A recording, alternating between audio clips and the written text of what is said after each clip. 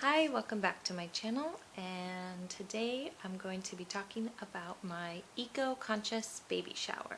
I decided to divide up sections for this video into 4 different sections. The first is invitations. I did not send out invitations for my baby shower. Instead, I sent out evites. It's a lot more economical. I didn't have to purchase anything, and it's very low waste.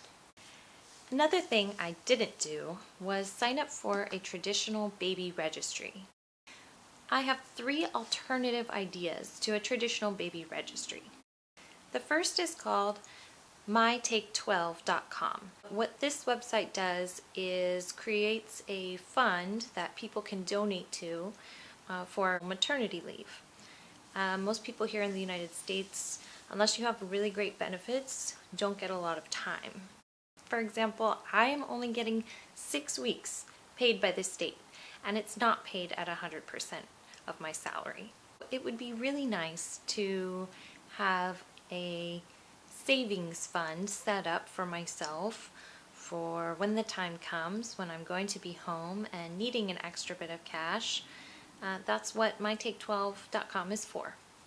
Another alternative idea to a traditional baby registry would be to sign up for mealtrain.com. Basically, Mealtrain is a system where people can actually sign up for specific days that they want to come and bring you food. And this is my third alternative idea to a traditional baby registry. Start a GoFundMe. My situation is a little bit different. I am choosing to have a home birth. That means I'm paying out of pocket 100% for my midwife, and it is expensive. It was actually my midwife's idea.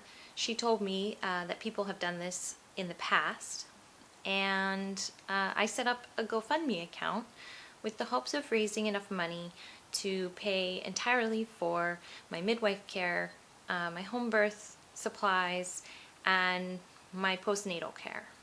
So far, I've raised about 1/5 of what I need to pay the midwife. My actual baby shower is coming up, and so hopefully people will see how important this is to me and be donating very soon. The second part of my Evite specifies that I do not want cards.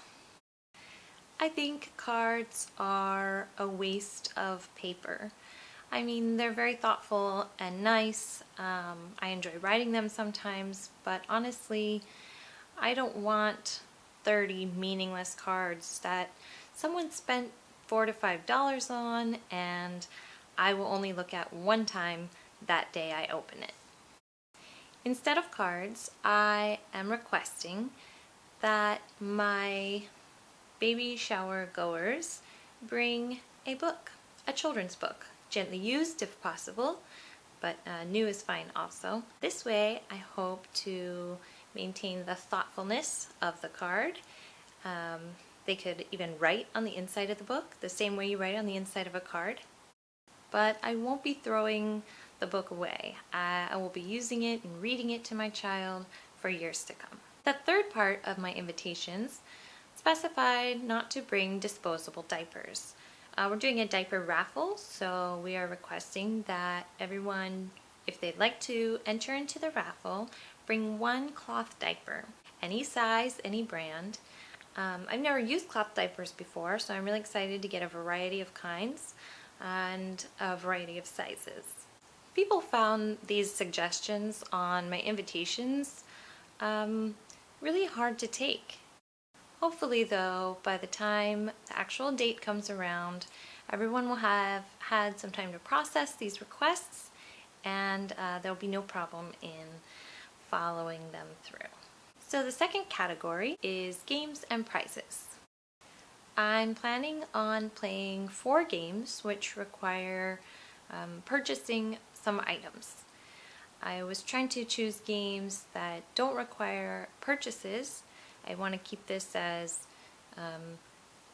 low consumer as possible, but I had to kind of think outside the box because those throwing me the baby shower have the spending bug. They really want to buy something.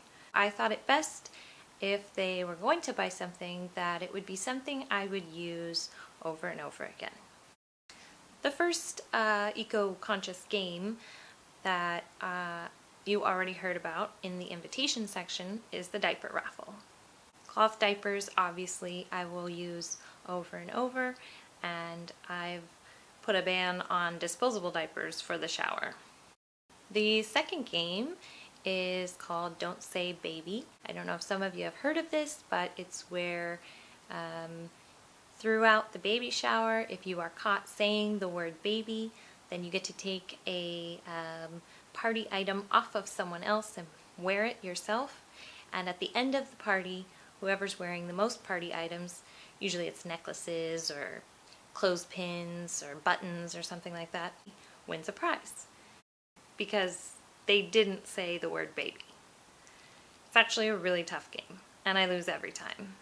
It was my idea, instead of buying these traditional sort of knick-knack party items that you're just going to wear one day for the party and then toss in the trash, I requested that we purchase teething beads. There are these little silicone teething beads from Amazon. They are fun colors, and you can string them on a string and wear them around your neck as a necklace.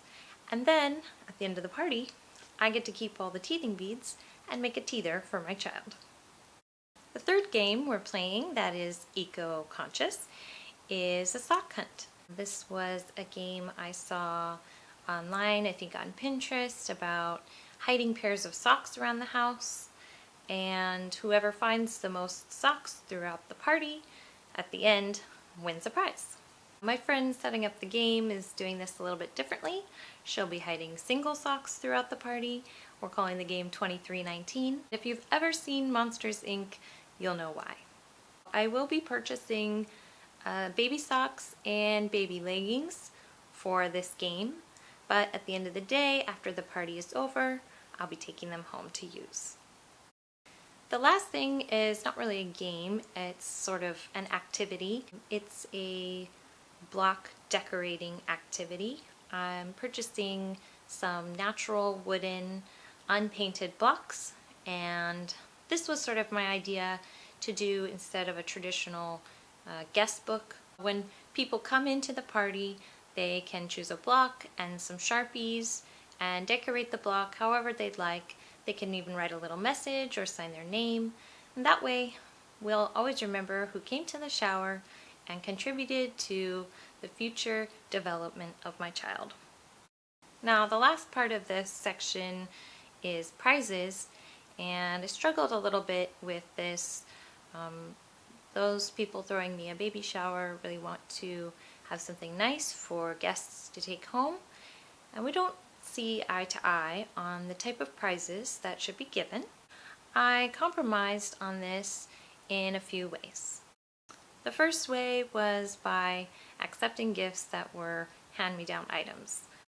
It's obviously something that won't be used for the person who has it now, and it can be given new life. Nothing I would go out and purchase for the party, but if we already had them and weren't going to use them, we could repurpose them for a gift.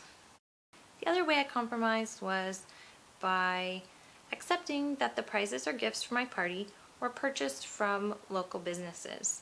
I'm a big proponent of supporting local businesses, and that seemed to me an okay compromise to make.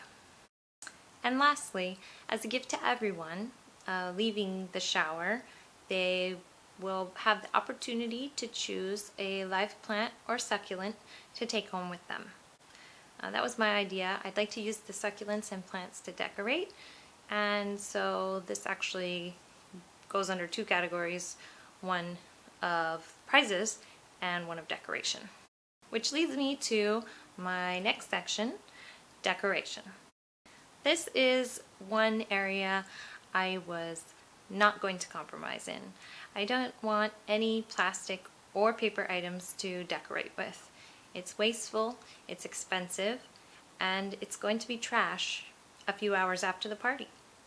I don't want balloons, I don't want streamers, I don't want paper tablecloths or paper napkins and plates, things like that. This was something really hard for the people throwing me the party to get their heads around. And I understand. In our society, if you don't have these traditional things, balloons and streamers for example, then it's not a party. But I stayed strong and we decided to decorate with live plants, which I love the idea of, and I'll get to use the live plants even after the day of the party. Also, we're sending them home as gifts, so I think that's a really beautiful idea. I saw this Pinterest about making confetti with leaves, just taking a regular old hole punch and hole punching different colors of leaves, and you have your own biodegradable confetti. So that'll be something that I suggest to my party throwers as well. As far as the tablecloth goes, as long as we use linen, I'm okay. I just don't want to buy party paper tablecloths that we're going to throw away that very same day. This leads me to my last section, food.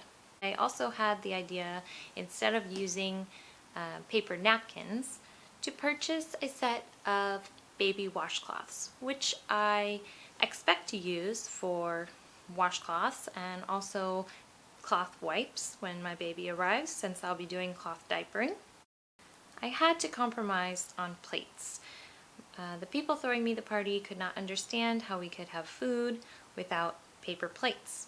So I asked for the plates to at least be entirely paper, or even better, bamboo. We'll see if this happens, but that's what I suggested. For drinks, everyone will be receiving mason jars, or glass jars in general, not necessarily a mason jar, but this is something I'm going to provide. I have a cupboard full of glass jars. Jars I've purchased already from the grocery store for other items, and then taken the labels off and cleaned them, and now I'm reusing them for food storage. It's not the traditional look of party glasses, but the look is something I'm not concerned in the least about. And finally, as far as food goes, I requested that we only have finger food. This saves the trouble of purchasing plastic knives and forks and spoons, and it's always more fun to eat with your hands, and it'll give us a reason to use those washcloths as napkins. So that's it. Those are my ideas that I've come up with for an eco-conscious baby shower. I'm really interested to know if you have any to add to this list. If you do have ideas that I didn't think of, please leave them in the comments below. There's still some time before my baby shower, and I could easily implement them at this stage. As always, if you have any questions, ask away, and if you like this video, please subscribe to my channel. Thanks for watching, guys. I'm that Dread Girl. See you next time.